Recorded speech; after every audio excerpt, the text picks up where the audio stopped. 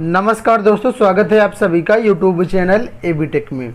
आज है 11 अक्टूबर 2021 और जान लेते हैं आज की महत्वपूर्ण खबरें।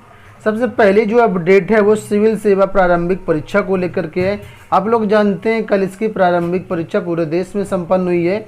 तो प्रयागराज की बात करें तो 93 परीक्षा केंद्र बनाए गए थे और किस तरीके से प्रश्न यहाँ पर आए थे उसके बारे में यहाँ पर दिया गया है कि करंट टॉपिक ने खूब छकाया।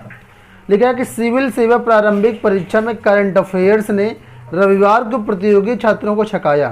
पिछले सालों की तुलना में प्रश्न पत्र जो है थोड़ा अलग था और जो लोग करंट अफेयर्स में रटकर पहुंचे थे उन्हें निराशा हाथ लगी। विशेषज्ञों की माने तो पेपर में परंपरागत टॉपिक को समसामयिक घटनाओं से जोड़ करके पूछा गया था। अब यहाँ पर देखें कौन कौन से प्रश्न आए थे तो उसके बारे में लिखा है कि देखिए, जैसे पहला प्रश्न यहाँ पर लिखा है कि ब्लू कार्बन क्या है। दूसरा है जल किसी अन्य द्रव्य की अपेक्षा अधिक पदार्थों को घोल सकता है क्योंकि। संवैधानिक सरकार का आशय क्या है। भारत में संपत्ति के अधिकार की स्थिति क्या है। 26 जनवरी 1950 को भारत की वास्तविक संवैधानिक स्थिति क्या थी। इस तरीके से काफ़ी क्वेश्चन पूछे गए। अभ्यर्थियों का कहना है यहाँ पर कि जो पेपर था वो देखा जाए तो थोड़ा सा अच्छा लेवल का था। वहीं पर देखिए कुछ अभ्यर्थियों का कहना है कि पिछले कुछ सालों से यूपीएससी पेपर का पैटर्न बदल रहा है। इस साल का पेपर कुछ कठिन था, विशेषकर इतिहास के प्रश्न, विज्ञान और भूगोल के प्रश्न भी कठिन थे, सिद्धार्थ श्रीवास्तव का कहना है। वहीं पर देखिए ये है प्रबंधक है निदेशक हैं जीएस वर्ल्ड के। उन्होंने कहा है कि प्रश्नों का विश्लेषण अगर किया जाए तो पिछले वर्षों की अपेक्षा इस बार का ट्रेंड भिन्न था। प्रश्न सीधे ना पूछ करके घुमा करके पूछे गए थे। इस बार एक बात ये सिद्ध हो गई है कि बच्चों के लिए इंटरनेट से पढ़ाई एक आवश्यक अंग बन गई है। तो कुल मिलाकर के यहाँ पर देखा जाए तो पेपर काफ़ी स्तरीय था, काफ़ी टफ पेपर बताया जा रहा है। यहाँ पर थोड़ा सा अलग भी था और इसमें अगर देखा जाए तो लिखा है कि परीक्षा में 48.36% अभ्यर्थी सम्मिलित हुए। तो चक्षु पब्लिकेशन द्वारा सुपर टेट 2022 की प्राथमिक स्तर की भर्ती की पूरी तैयारी करने के लिए शानदार स्टडी गाइड बुक जारी की गई है, जिसमें 14 से ज़्यादा विषयों का संपूर्ण जो सिलेबस है वो कवर किया गया है। इसमें 4 महीने का आपको करंट अफेयर भी दिया गया है। पिछले 2 वर्ष के यानी 68,500 और 69,000 शिक्षक भर्ती के प्रश्न पत्रों को भी यहाँ पर हल करके दिया गया है। ठीक है, 5,000 से ज़्यादा बहुकल्पीय प्रश्न यहाँ पर दिए गए हैं। अन्य पुस्तकों की अपेक्षा काफ़ी अच्छी पुस्तक है, इसका कंटेंट भी बहुत अच्छा है। इसके अलावा इनकी जो है प्रैक्टिस बुक भी आती है। इसमें 2200 से ज़्यादा बहुकल्पीय प्रश्न हल करके दिए गए हैं। 15 सॉल्व प्रैक्टिस सेट आपको मिल जाएंगे। 2 जो है प्रीवियस ईयर के पेपर्स भी आपको मिल जाएंगे। ये पुस्तक ऑनलाइन एवं ऑफलाइन दोनों तरीके से अवेलेबल है। आपके नज़दीकी बुक स्टॉल पर भी अवेलेबल है। अगर आप इसको ऑनलाइन परचेज करना चाहते हैं अमेजन फ्लिपकार्ट से तो बुक के जो लिंक है इसी वीडियो के डिस्क्रिप्शन में दिए गए, एक बार चेकआउट जरूर करें। बढ़ते हैं दूसरी खबर की तरफ। यहाँ पर अपडेट है शिक्षक भर्ती को लेकर के 29,334 विज्ञान गणित की भर्ती आई थी 2013 में। ठीक है, तो उसी के बारे में यहाँ पर अपडेट दिया गया कि कितने पद खाली पता नहीं। लिखिए कि परिषदीय उच्च प्राथमिक स्कूलों में विज्ञान और गणित विषय के 29,334 सहायक अध्यापकों की भर्ती में कितने पद खाली हैं इसकी जानकारी बेसिक शिक्षा विभाग को ही नहीं है। हाईकोर्ट से लेकर के सुप्रीम कोर्ट तक रिक्त पदों की संख्या में अलग अलग सूचनाएं जो है दी गई हैं। देखिए यहाँ पर कुछ डाटा दिया गया कब कितने पद खाली करने की बात सरकार ने कबूली है। देखिए लिखा है कि बेसिक शिक्षा के 4 सितंबर 2017 को हलफनामा दिया गया था कोर्ट में, तो 3,219 पद खाली बताए गए थे।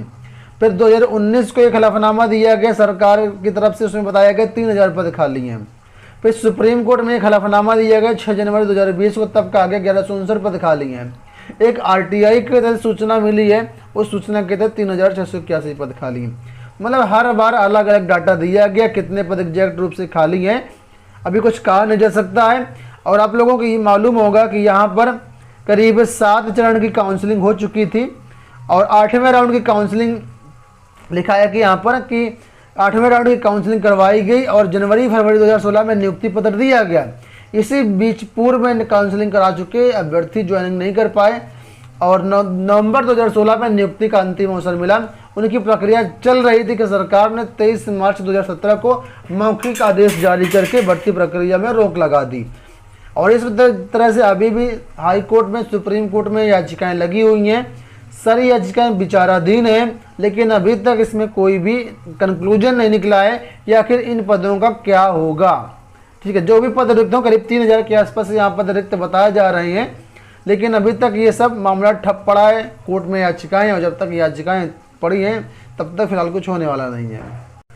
जूनियर शिक्षक भर्ती को लेकर के देखिए अपडेट है कि ऑनलाइन आवेदन न लेने से हजारों अभ्यर्थी फार्म से वंचित। इलाहाबाद हाईकोर्ट ने बीते दिनों जूनियर हाई स्कूल शिक्षक भर्ती के लिए स्नातक में 50% कम अंक वाले प्रतियोगियों को भी शामिल करने का मौका देने का आदेश दिया था। कोर्ट ने परीक्षा पदाधिकारी को 7 अक्टूबर तक ऑनलाइन अथवा ऑफलाइन आवेदन देने का निर्देश दिया। इसके बाद पदाधिकारी ने 7 अक्टूबर को रात 12 बजे तक ऑफलाइन आवेदन लिया। प्रतियोगियों का आरोप है कोर्ट ने 5 अक्टूबर को आदेश दिया था। 6 अक्टूबर को उसके अनुरूप कार्रवाई शुरू हुई, परंतु अधिकतर प्रतियोगियों को इससे सूचना नहीं मिली। इससे जो दूर दराज मेरठ, गाजियाबाद सहित दूर दराज के अभ्यर्थी तो प्रयागराज पहुंचे आवेदन नहीं कर पाए, और हजारों यहाँ पर छात्र जो हैं वो आवेदन से वंचित हैं। इस पर कोई सुनवाई फिलहाल नहीं हो रही है। चलिए बढ़ते हैं अगली अपडेट की तरफ। यहाँ पर अपडेट है इलाहाबाद विश्वविद्यालय की प्रवेश परीक्षाओं को लेकर के। आज प्रवेश पत्र जारी करने की तैयारी है। परीक्षा 18 अगस्त से प्रारंभ हो रही है।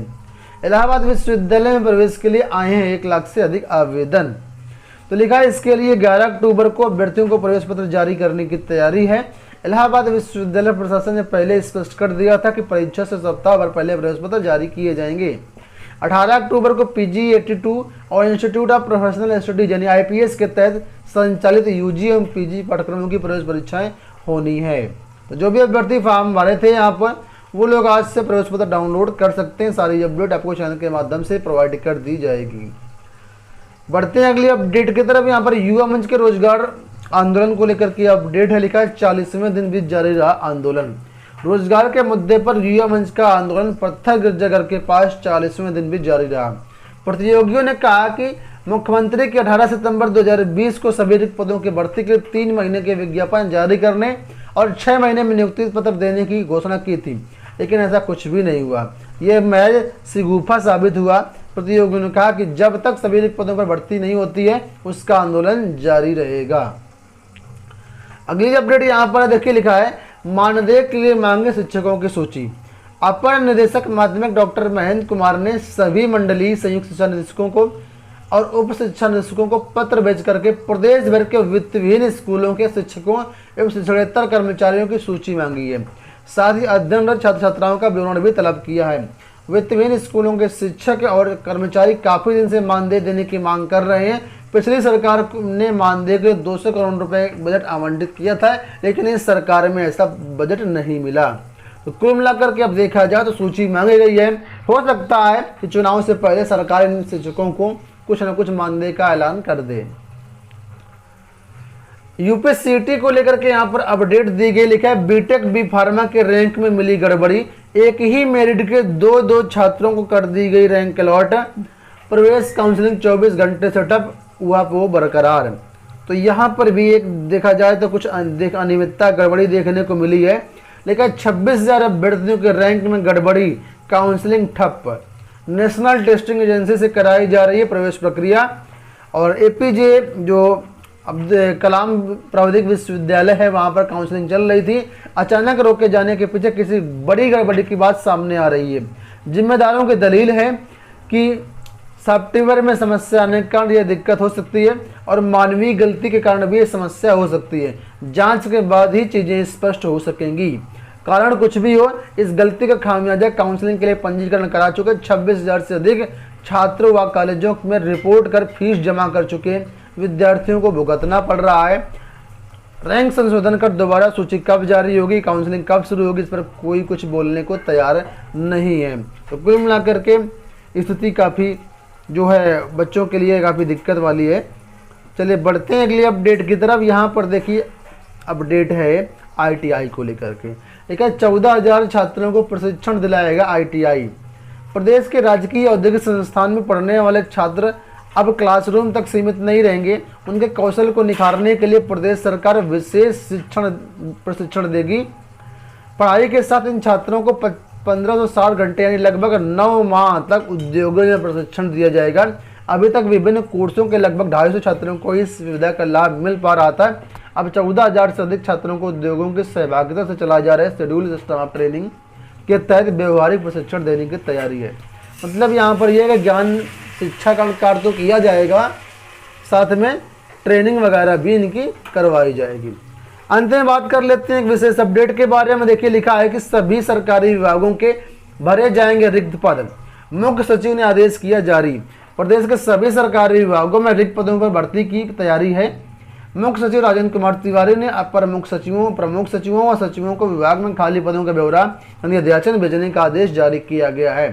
तो उत्तर प्रदेश के जो भी विभाग हैं सभी विभागों से रिक्त पदों का ब्यौरा भेजकर तत्काल इस पर भर्ती कार्रवाई करने के लिए कहा गया है। और लिखा कि जहां पर मतलब शीर्ष से यानी शासन स्तर से परमिशन लेने की जरूरत पड़े तो वहां पर परमिशन भी अतिशीघ्र ले लिया जाए और भर्ती समय से किया जाए। तो इस तरीके से देखा जाए तो काफ़ी अच्छी भर्तियां देखने को मिल सकती हैं अगर सही से इसका पालन होता है, तो नहीं तो सिर्फ एक प्रोपेगेंडा ही रहेगा ये। एक छोटी सी अपडेट आप लोगों के लिए और है, यहाँ पर रीट परीक्षा को लेकर के अपडेट है। लिखा है एक केंद्र पर रद्द हुई रीट परीक्षा के लिए एडमिट कार्ड जारी। यहाँ देखिए डाउनलोड करने का लिंक। तो आप लोग जानते हैं राजस्थान में रीट परीक्षा हुई थी, इसमें कुछ जगह पर धांधली भी हुई थी। तो एक केंद्र की परीक्षा जो है रद्द कर दी गई थी। तो फिलहाल वहाँ पर जो परीक्षा है 16 अक्टूबर को होनी है और जो भी अभ्यर्थी इसमें हैं वो लोग अपना प्रवेश पत्र डाउनलोड कर सकते हैं। प्रवेश पत्र जो है साइट पर अवेलेबल करवा दिए गए हैं। तो दोस्तों ये हो गई आज की सारी अपडेट। आशा करते हैं वीडियो पसंद आया होगा। फिलहाल इस वीडियो में इतना ही, धन्यवाद।